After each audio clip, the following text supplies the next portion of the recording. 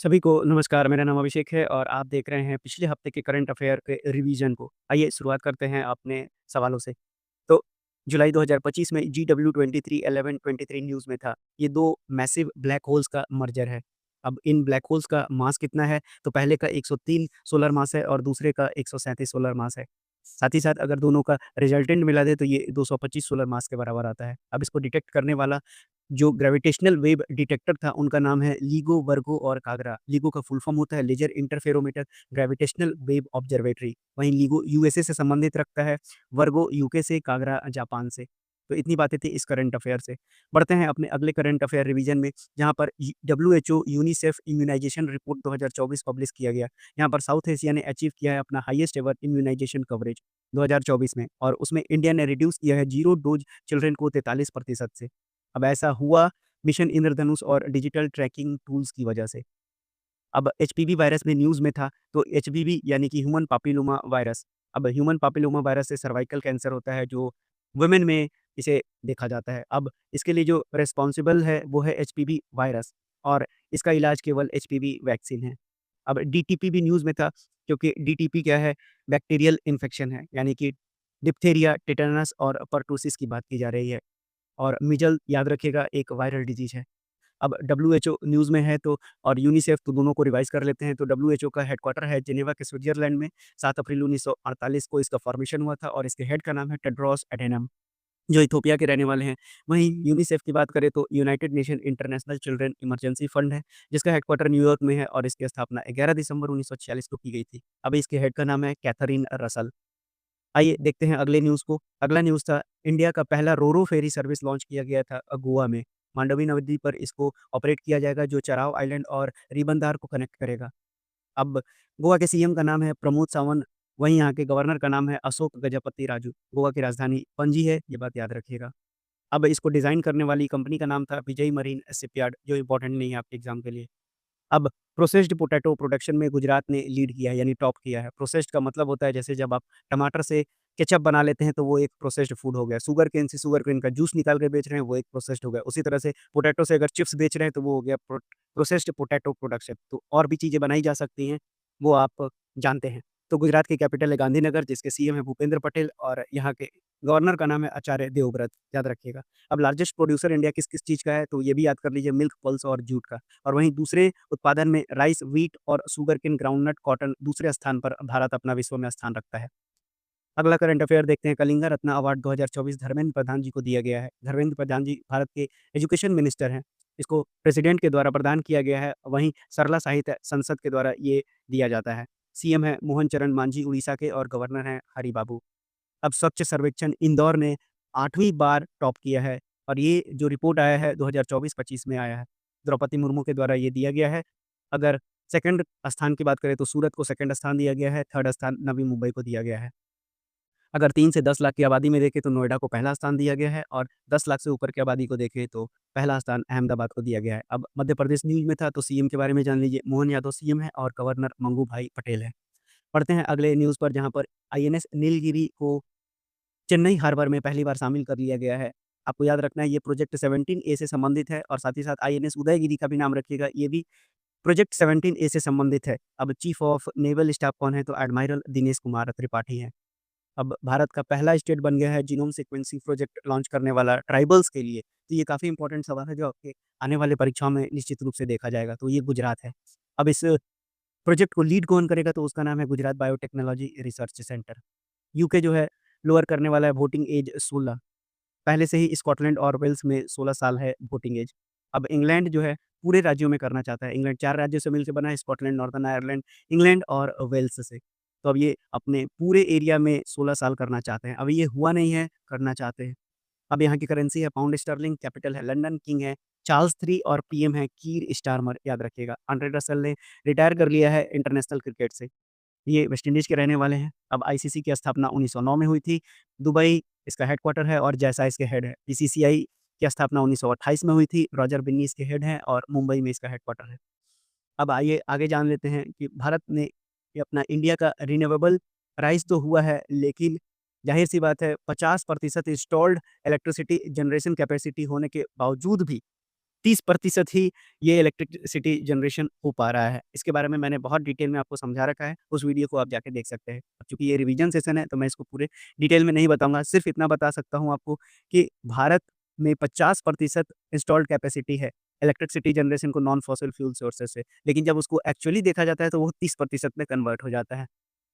तो चलिए, Bharat fossil fuel पर काफ़ी डिपेंडेंट है क्योंकि आज भी जो 70% इलेक्ट्रिसिटी प्रोडक्शन होता है हमारे यहाँ, वो कोयला प्लांट से होता है। अब आइए देखते हैं अगला करंट अफेयर, जहाँ पर 18 जुलाई को नेल्सन मंडेला डे मनाया गया।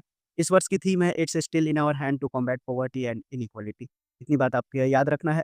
वहीं यूएन मंडेला प्राइज़ 2025 2 लोगों को दिया गया है, ब्रेंडा रेनॉल्ड्स को और केनेडी ओडेडो को। ब्रेंडा रेनॉल्ड्स कनाडा की रहने वाली हैं और वहीं केनेडी ओडेडो केनिया के रहने वाले हैं। अब यूनाइटेड नेशन के बारे में जान लीजिए। इसकी स्थापना 24 अक्टूबर 1945 को हुई थी यूएन चार्टर के थ्रू। वहीं इसका हेडक्वार्टर न्यूयॉर्क में है। 193 मेंबर स्टेट हैं और 2 ऑब्जर्वर स्टेट हैं। सेक्रेटरी जनरल का नाम है एंटोनियो गुटेरेस। अब एडीबी जो है लार्जेस्ट डेवलपमेंट पार्टनर बन गया है नेपाल का, जिसने एड दिया है 118 बिलियन का transport, environment, climate change, energy जैसे क्षेत्रों में काम करने के लिए। तो याद रखिएगा। अब एडीबी न्यूज़ में है तो एडीबी की स्थापना 19 दिसंबर 1966 को हुई थी। वहीं इसका हेडक्वार्टर मनीला फिलीपींस में है। इसके मेंबर कंट्रीज़ हैं 69, प्रेसिडेंट है मसातो कांडा। अब हुरून इंडिया में टॉप 10 यंगेस्ट एंटरप्रेन्योर्स में 30 साल के अंदर वाले इंडिया के 2 लोग हैं, जिनका नाम है आदित्य पलीखा और कैवल्य बोहरा, जो ज़ेप्टो स्टार्टअप के लिए जाने जाते हैं। तो इनका नाम याद रखिएगा, आदित्य पलीखा और कैवल्य बोहरा ज़ेप्टो से संबंधित है। हुरून इंडिया की लिस्ट में इनको टॉप 10 में स्थान दिया गया है। वहीं यूलिया न्यूज़ में है, याद रखिएगा। अब ये यूक्रेन की प्रधानमंत्री बन गई हैं। किसके द्वारा बनाया गया? ज़ाहिर-सी बात है, वहाँ के प्रेसिडेंट हैं ज़ेलेंस्की के द्वारा। यूक्रेन की राजधानी कीव है और वहीं यहाँ की करेंसी हर्विनिया है, ये भी बात याद रखिएगा। अब बढ़ते हैं आगे, जहाँ पर इलेक्शन कमीशन ऑफ इंडिया ने अपॉइंट किया है एक्टर नीतू चंद्रा और क्रांति प्रकाश झा को बिहार का स्वीप आइकन। स्वीप क्या है? Systematic voter education and electoral participation. अब ये वोटर्स को जागरूक करेंगे कि जाइए वोट दीजिए। अब इलेक्शन कमीशन ऑफ इंडिया, जिसकी स्थापना की गई थी 25 जनवरी 1950 को, और 25 जनवरी को हम नेशनल वोटर्स डे मनाते हैं। इसका कॉन्स्टिट्यूशनल प्रोविज़न को देखें तो 324 से 29 है आर्टिकल, वहीं इसे पार्ट 4 में जगह दिया गया है। अब इलेक्शन कमीशन में 3 लोगों का नाम आपको याद रखना है। एक तो चीफ इलेक्शन कमिश्नर होते हैं और साथ ही साथ 2 इलेक्शन कमिश्नर होते हैं। चीफ इलेक्शन कमिश्नर का नाम है ज्ञानेश कुमार और इलेक्शन कमिश्नर का नाम है सुखविंदर सिंह संधू और विवेक जोशी। इनको अपॉइंट किया जाता है प्रेसिडेंट के द्वारा और वहीं इनका टेन्योर होता है 6 साल का। अब इंडिया ने सक्सेसफुली टेस्ट किया है पृथ्वी 2 और अग्नि 1 बैलिस्टिक मिसाइल उड़ीसा में। तो दोनों के दोनों न्यूक्लियर कैपेबल मिसाइल हैं, याद रखिएगा। अब डीआरडीओ की स्थापना 1958 में हुई थी और यहाँ के हेड हैं समीर बी कामत। याद रखिएगा, पृथ्वी 2 और अग्नि 1 काफ़ी इंपॉर्टेंट है। अब बढ़ते हैं आगे, जहाँ पर न्यूज़ में है आपका इंडियन नेवी ने पार्टिसिपेट किया है सिम्बेक्स एक्सरसाइज में। सिम्बेक्स सिंगापुर के साथ होने वाला एक्सरसाइज है और ये जो है 32वां एक्सरसाइज था। 1994 में इसकी शुरुआत की गई थी और सागर विजन के तहत इसका स्टार्टअप किया गया था। अब सिलिनेक्स याद रखिएगा, सिलिनेक्स भारत और श्रीलंका के बीच में होता है। सुजीत कलकल ने 65 केजी में यूनाइटेड वर्ल्ड रेसलिंग चैंपियनशिप को जीत लिया है। वहीं राहुल ने ब्रॉन्ज जीता है 57 केजी कैटेगरी में। अब इसमें रैंकिंग बढ़ाने से फ़ायदा क्या होगा? तो जाग्रेब, क्रोएशिया में सितंबर में वर्ल्ड रेसलिंग चैंपियनशिप होने वाला है, उसमें इनको पॉइंट्स मिलेगा ताकि उसमें भी इनको पार्टिसिपेशन का मौका मिल सकता है। बढ़ते हैं आगे।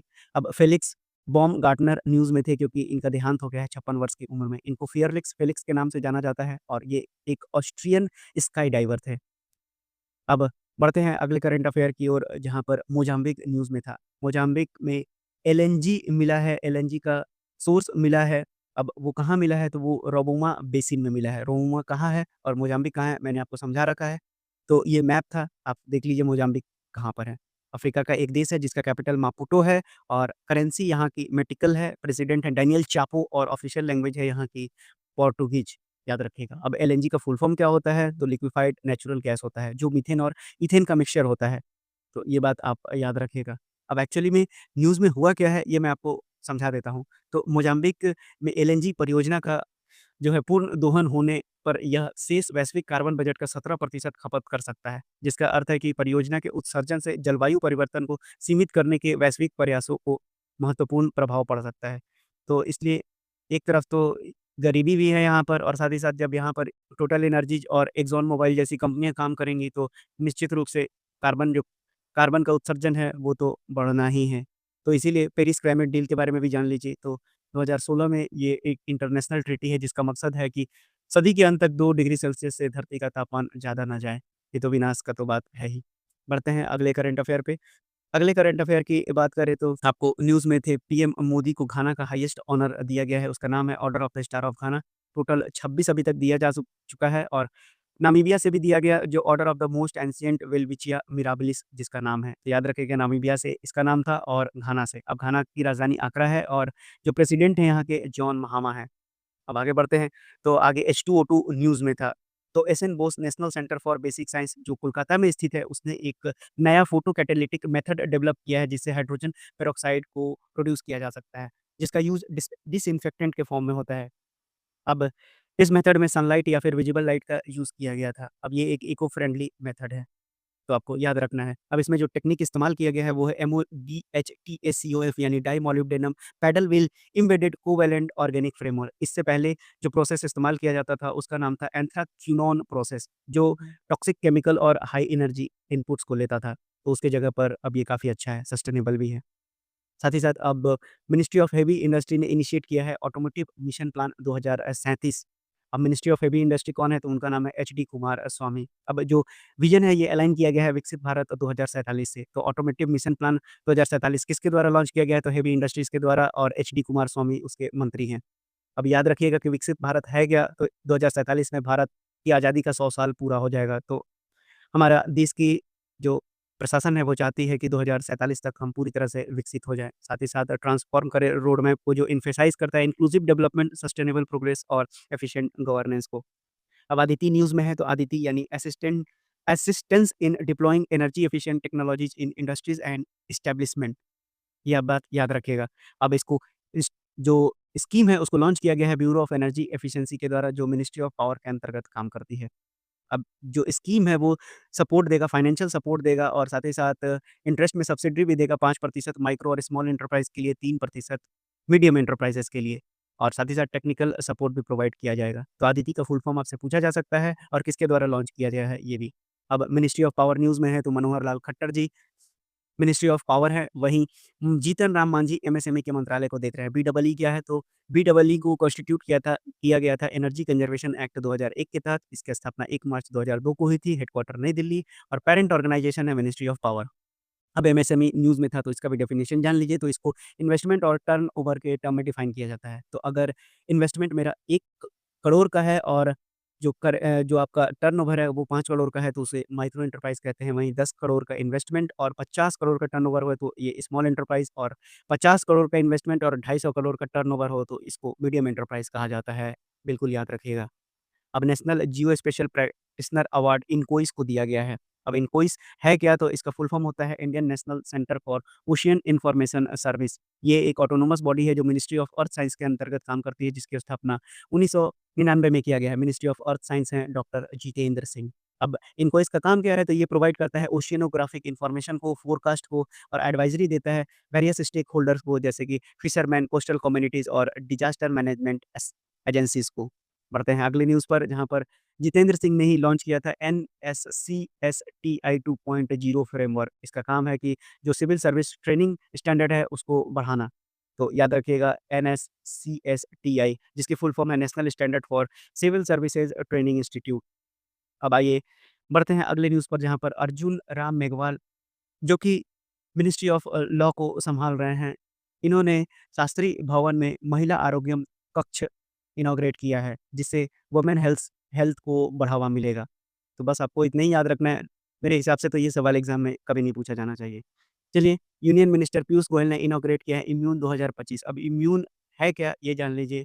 तो ये India's international movement to unite nation यानी कि IIMUN international movement to unite nation इसका फुल फॉर्म होता है। इसका काम क्या है? तो पीयूष गोयल जी चाहते हैं कि जो स्टूडेंट्स हैं वो 3 चीज़ अपने जीवन में ले आएँ। एक प्लांट को मतलब ट्री को प्लांट करें, एजुकेट करें किसी को और जिसको खाना नहीं मिल रहा है उसको खाना दें। अब इंडिया जो है ग्लोबल लीडर बन गया है फास्ट पेमेंट में यूपीआई सर्विसेज़ के लिए। तो यानी कि इंडिया ने प्रोसेस किया है 18.39 बिलियन यूपीआई ट्रांज़ैक्शन जून 2025 में। अब इंडिया ने रैंक 1 किया है 30 कंट्रीज़ में, जो ब्राज़ील, सिंगापुर, यूके और यूएसए से आगे है। अब यूपीआई 7 कंट्रीज़ में अवेलेबल है, UAE, Singapore, Nepal, Sri Lanka, France, Mauritius और भूटान में।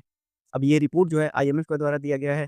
तो आईएमएफ की स्थापना ब्रेटन वुड्स सम्मेलन के थ्रू 1944 में किया गया था जिसकी हेड हैं क्रिस्टलिना जॉर्जिवा और इसका हेडक्वार्टर है वाशिंगटन डीसी में। अब गवर्नमेंट का टारगेट है कि वो अपने इकोनॉमी में जो टूरिज़्म का शेयर है वो 10% तक करे। यूनियन मिनिस्टर जो कल्चर की बात कर रहे हैं, आपको कल्चर और टूरिज़्म के यूनियन मिनिस्टर का नाम है शेखावत साहब। तो याद रखिएगा इनका नाम भी अब इम्पोर्टेंट हो गया है। 10% बढ़ाना चाहते हैं, यही आपसे सवाल पूछा जाएगा। पढ़ते हैं आगे। अब इंडिया ने डेवलप कर रहा है मल्टी स्टेज मलेरिया वैक्सीन जिसका नाम है एडीफेल्सीवैक्स। एडीफेल्सीवैक्स एक मल्टी स्टेज मलेरिया वैक्सीन है जो इंडिया में डेवलप किया जाएगा। ये 2 क्रिटिकल स्टेज को टारगेट करेगा जिसका नाम है प्लाज्मोडियम फैल्सिकेरम और ये एक पहला इंडिजीनियस रिकॉम्बिनेंट सिमेरिक मलेरिया वैक्सीन होगा। इंडिया में इसको डेवलप किया जा रहा है आईसीएमआर के साथ ही साथ डीबीटी, एनआईआई भी इसमें सहयोग करेगा यानी department of biotechnology, national institute of immunology. तो याद रखिएगा इसका नाम काफ़ी इम्पोर्टेंट है।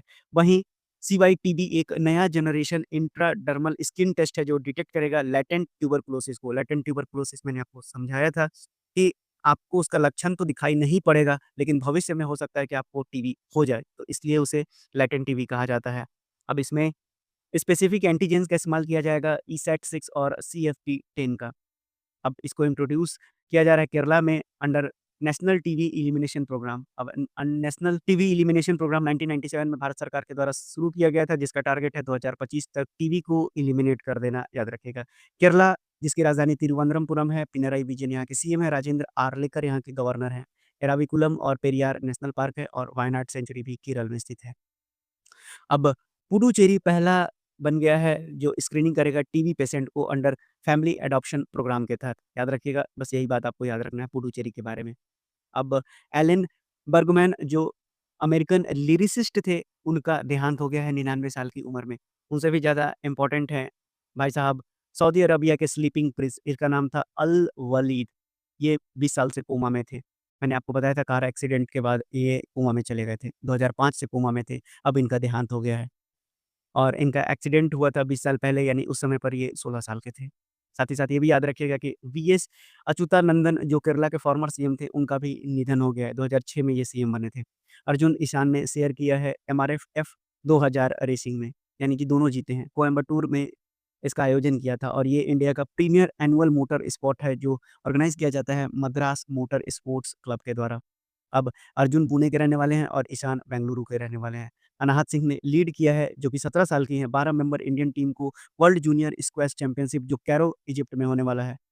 वहीं ओरिएंटल कप 2025 जो फुटबॉल से संबंधित है, ये दिल्ली में कराया जाएगा जिसका सभी मैच डॉक्टर स्टेडियम यानी डॉक्टर अंबेडकर स्टेडियम में होगा। बनारस लोकोमोटिव वर्क्स ने 25वाँ इलेक्ट्रिक लोकोमोटिव बनाकर इतिहास रच दिया है। 2017 में इसका स्टार्टिंग किया गया था और ये माइलस्टोन 8 साल में अचीव किया गया है। फाइनेंशियल ईयर 2024-25 की बात करें तो बीएलडब्ल्यू ने 472 इलेक्ट्रिक लोकोमोटिव को प्रोड्यूस किया है।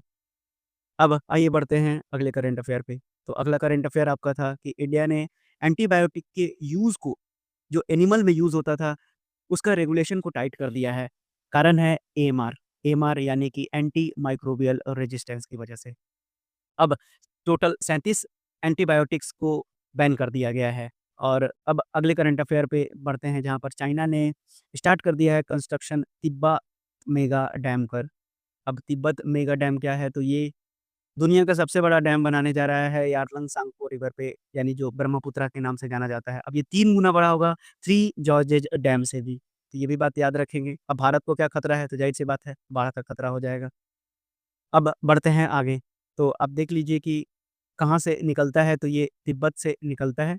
यारलंगसांग को चाइना में कहा जाता है। भारत में ये एंट्री करता है नामचा बरवा जो अरुणाचल प्रदेश में स्थित है, जो ब्रह्मपुत्रा के नाम से जाना जाता है, तो याद रखिएगा। और साथ ही साथ बांग्लादेश में जाकर ये मिल जाता है। अब बांग्लादेश में इसको किस नाम से जाना जाता है? तो याद रखिएगा जमुना के नाम से जाना जाता है। अब आइए जगदीप धनखड़ साहब ने रिज़ाइन कर दिया है वाइस प्रेसिडेंट से। याद रखिएगा वाइस प्रेसिडेंट चेयरमैन होता है राज्यसभा का और एक्स ऑफिशियो चांसलर होता है सेंट्रल यूनिवर्सिटीज़ का भी, जिसमें मैंने आपको बताया था 2 नाम। आपको एक नाम तो मैं बता देता हूँ पंजाब, दूसरा आपको कमेंट बॉक्स में बताना है। अगर आप डेली करंट अफेयर देखते हैं तो निश्चित रूप से आप इसको बता लेंगे। सेंटर ने लॉन्च किया है सासी स्कीम। अब सासी क्या है? तो सासी का फुल फॉर्म क्या होता है? ये भी आपको मालूम होना चाहिए। तो सासी का फुल फॉर्म होता है special assistant to state for capital investment.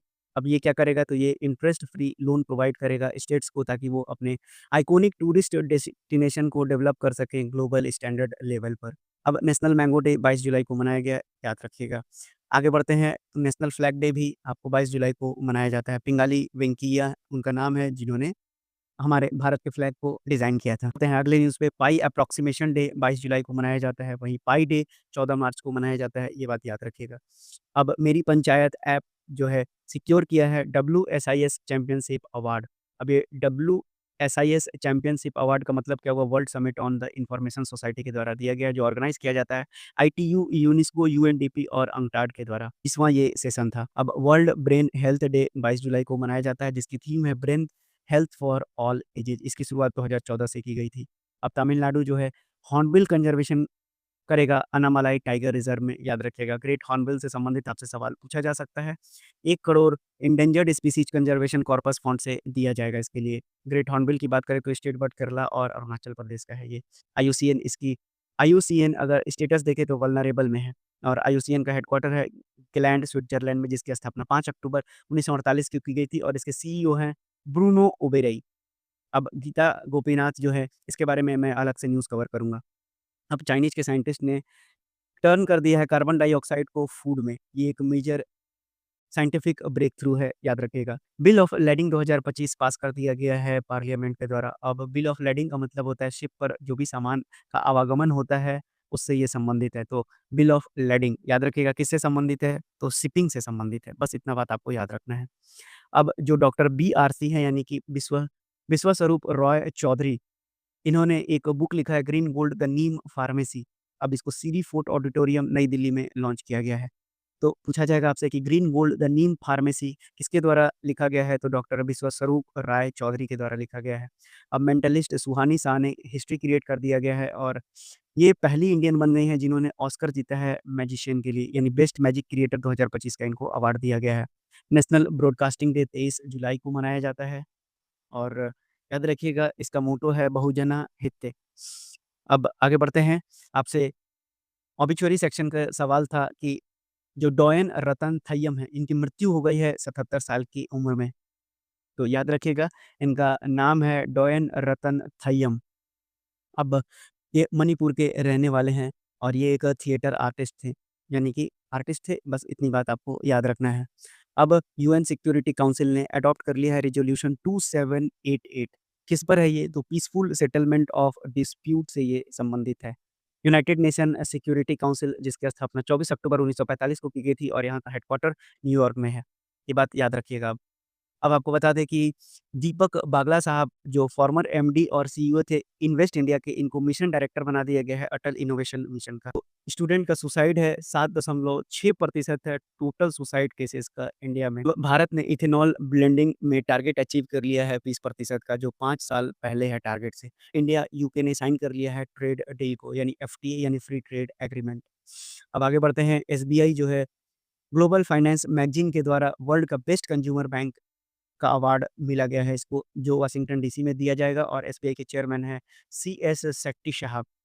अब कारिकाडू वावू, ये याद रखिएगा, ये एक हिंदू रिचुअल है, और ये कहाँ मनाया जाता है? तो ये भी बात याद रखिएगा कि इसे केरल में सेलिब्रेट किया जाता है। समुद्र पचेट जो कि लॉन्च किया गया है गोवा शिपयार्ड लिमिटेड के द्वारा ICG के लिए, यानी इंडियन कोस्ट गार्ड के लिए। अब ये काम क्या करेगा? तो ये ऑयल स्पिल संबंधित डिजास्टर को टारगेट करेगा, यानी कहीं पर भी अगर ऑयल स्पिल की घटना होती है समुद्र में, तो वहाँ पर ये उसको कंट्रोल करेगा जाकर, साथ ही साथ डिजास्टर होने से भी बचाएगा। बढ़ते हैं अगले करंट अफेयर पे, जहाँ पर toward resilient and prosperous cities in India. ये रिपोर्ट क्या बताता है? तो भारत को अर्जेंट इन्वेस्टमेंट की ज़रूरत है क्लाइमेट रेजिलिएंट सिटीज़ बनाने के लिए। तो बस इतना याद रखिएगा कि अर्जेंट इन्वेस्टमेंट जो क्लाइमेट रेजिलिएंट सिटीज़ में ज़रूरत है भारत में, वो कौन-सा रिपोर्ट है? तो toward resilient and prosperous cities in India, इसको याद रखिएगा अब। अब प्रोसेसिंग फॉर प्रॉस्पेरिटी जो थीम है इस वर्ष की चौथा edition of world food India का। अब इसको न्यू दिल्ली में आयोजित किया गया था मिनिस्ट्री ऑफ फूड प्रोसेसिंग के द्वारा, जिसके मंत्री हैं चिराग पासवान। अब इसरो ने साइन किया है MOU NIOT के साथ सबमर्सिबल स्फेरिकल वेसल बनाने के लिए, जिसका नाम है मत्स्य 6000, जो 6 किलोमीटर समुद्र की गहराई तक जाएगा। काफ़ी कठिन काम है ये। अब ये इसरो विक्रम साराभाई स्पेस सेंटर ने ये साइन किया है मेमोरेंडम। अब याद रखिएगा इस बात को, काफ़ी इंपॉर्टेंट है। NIOT यानी कि national institute of ocean technology इसका फुल फॉर्म है, जिसकी स्थापना 1993 में हुई थी, और इसका हेडक्वार्टर चेन्नई है, और तुमुला श्रीनिवास कुमार इसके हेड हैं। अब इंडिया ने अच्छी रैंकिंग पाई है हेनले पासपोर्ट इंडेक्स में। अब इंडिया की रैंक 77 हो गई है जो 2024 में 85 थी और साथ ही साथ वीज़ा फ्री एक्सेस 59 कंट्रीज़ में भारत को मिल गया है। अब ओजी ऑसबॉर्न की निधन हो गई है जो 76 साल के थे। अब ये एक सिंगर थे जिन्होंने डेब्यूट किया था साबाथ एल्बम के साथ। अब दिव्या देशमुख न्यूज़ में हैं। दिव्या देशमुख न्यूज़ में इसलिए हैं कि ये फाइनल तो जीत नहीं पाईं, लेकिन फाइनल में पहुँच गई। 19 साल की है मात्र और फेडरेशन इंटरनेशनले डेस इसेज की चैंपियनशिप में ये फाइनल में पहुँची। अब याद रखिएगा कि जो फिडे है, ये जो वर्ल्ड चेस फेडरेशन भी के नाम से भी जाना जाता है, इसकी स्थापना 20 जुलाई 1924 को हुई थी। लुजाने, स्विट्ज़रलैंड में इसका हेडक्वार्टर है, जिसके प्रेसिडेंट का नाम है आर्काडी गोरकोविच, याद रखिएगा इनका नाम। अब आइए विक्रमादित्य चौफला न्यूज़ में हैं। अब इनको कैप्टन बना दिया गया है वर्ल्ड रैकेटलॉन चैंपियनशिप का, जो रोटरडैम नीदरलैंड में होगा। अब रैकेटलॉन क्या होता है? तो इसमें जहाँ पर भी रैकेट का यूज़ किया जाता है, इस चैंपियनशिप को मिलाकर कहा जाता है रैकेटलॉन चैंपियनशिप, जैसे टेबल टेनिस, बैडमिंटन, स्क्वैश और टेनिस। अब याद रखिएगा सिल्वर मेडल इन्होंने जीता था 2022 में। अब इनकम टैक्स डे 24 जुलाई को मनाया जाता है, ये भी बात याद रखिएगा। काफ़ी इम्पोर्टेंट है इनकम टैक्स डे। अब क्रिटिकल मिनरल न्यूज़ में था तो आपको सवाल पूछा जा सकता है कि लिथियम एक कैसा मिनरल है? तो ये एक क्रिटिकल मिनरल के तहत आता है। आपसे पूछा जाएगा कि काबिल क्या है? तो खनिज विदेश इंडिया लिमिटेड फुल फॉर्म है। यही यहाँ से यही सवाल आपके वन लाइनर के फॉर्म में बनेंगे। अब उसी तरह से सुप्रीम कोर्ट ने डिलिमिटेशन पे रोक लगा दिया है आंध्र प्रदेश और तेलंगाना में। एक प्ली फाइल किया गया था, जिसको कि सुप्रीम कोर्ट ने निरस्त कर दिया है, बस आप याद रखिएगा। जो संबंधित आर्टिकल है, वो आर्टिकल है 117 और जो संविधान संशोधन है, वो 84वाँ और 87वाँ संविधान संशोधन है, जो फ्रीज़ करता है डिलिमिटेशन को। इतनी बातें अब बस आपको याद रखना है। बढ़ते हैं आगे, तो आगे ट्रेशर न्यूज़ में था जो कि tandem reconnection and cusp electrodynamic reconnaissance satellite है। किसके द्वारा लॉन्च किया गया है? तो नासा के द्वारा लॉन्च किया गया है। ये स्मॉल एक्सप्लोरर प्रोग्राम है, जो प्लैनेटरी एक्सप्लोरेशन पर फ़ोकस्ड होगा। याद रखिएगा इतनी बातें काफ़ी इम्पोर्टेंट है ये, आपसे पूछा जा सकता है। अब आगे बढ़ते हैं तो एस्ट्रोनॉमर ने ऑब्ज़र्व किया है एक एलियन सोलर सिस्टम का फर्स्ट टाइम। तो एचएल टॉरी से संबंधित है जो टॉरस कॉन्स्टेलेशन में स्थित है। अब आगे बढ़ते हैं तो रादेंद्र चोल 1 का सेलिब्रेट किया गया है ग्लोरियस लीगेसी 23 से 27 जुलाई 2025 तक। अब ये किसके द्वारा किया गया? तो मिनिस्ट्री ऑफ कल्चर के द्वारा मनाया गया और इस फेस्टिवल का नाम क्या है? तो आदि तिरुवथरई फेस्टिवल इसका नाम है। अब ये इवेंट कहाँ ऑर्गेनाइज़ किया गया है? तो गंगाईकोंडा चोलापुरम जो तमिलनाडु में स्थित है। 1000 साल हो गया है राजेंद्र चोल का, जो मैरीटाइम एक्सपीडिशन को मार्क करता है। अब आपको बता दें कि जो चोल वंश थे, जो राजेंद्र चोल थे, उनको अपने आर्ट, आर्किटेक्चर और मैरीटाइम पावर के लिए जाना जाता है और चूँकि राजेंद्र चोल वन ने शिफ्ट किया था चोल कैपिटल को गंगाईकोंडा चोलापुरम, इसीलिए ये वहीं पर मनाया जा रहा है। अब जो आदि थिरुवथरई है, वो ट्रेडिशनली एसोसिएटेड है लॉर्ड शिवा से, जो तमिल कल्चर का भाग है। तो आगे बढ़ते हैं अब इरडाई के चेयरमैन को बदल दिया गया है, इनका नाम है अजय सेठ। इरडाई है insurance regulatory and development authority of India, जिसकी स्थापना 1999 में की गई थी और एक्ट भी 1999 का ही है। अब काका न्यूज़ में थे तो सहकार से समृद्धि विज़न को अलाइन किया गया है काका के द्वारा, जो इसका काम है कि डेवलप करेगा 5 मॉडल कोऑपरेटिव विलेजेज़ को हर तहसील में। तो यानी कि नया कोऑपरेशन पॉलिसी सेंटर के द्वारा लाया जा रहा है। अब कोऑपरेशन मिनिस्टर भी काका ही हैं, जो आर्टिकल संबंधित है फंडामेंटल राइट में, जो कोऑपरेटिव सोसाइटी के नाम से लिखा गया है आर्टिकल 19(1) सब क्लॉज़ सी। अब याद रखिएगा डीपीएसपी में भी 43 बी के नाम से तो नहीं बल्कि प्रमोशन ऑफ कोऑपरेशन सोसाइटी के नाम से जाना जाता है, जो पार्ट 4 में है। पढ़ते हैं अगले न्यूज़ पर जहाँ पर वर्ल्ड हेल्थ ऑर्गेनाइजेशन न्यूज़ में था क्योंकि वर्ल्ड ड्राउनिंग प्रिवेंशन डे मनाया जाता है 25 जुलाई को। इस वर्ष की थीम है your story can save a life drowning prevention through the shared experience. 25 जुलाई याद रखिएगा। अब गीतांजलि श्री ने जीता है pen translate award once elephant lived here के लिए, काफ़ी इंपॉर्टेंट नाम है। वहीं पंकज अडवाणी साहब हार गए हैं, अपने बर्थडे के दिन ही हार गए। रिले पोयल मात्र 16 साल के हैं, याद रखिएगा। और कौन-सा चैंपियनशिप था? तो 6 रेड स्नूकर चैंपियनशिप, याद रखेंगे। ये थे आपके पिछले 10 दिन के करंट अफ़ेयर जो आपको मैंने रिवाइज़ करा दिया है। तो इसी तरह से पढ़ते रहिए, बढ़ते रहिए, कॉपी में नोट करते रहिए हर चीज़ जो आप भूल जाते हैं। साथ ही साथ टेस्ट लगाते रहिए। धन्यवाद।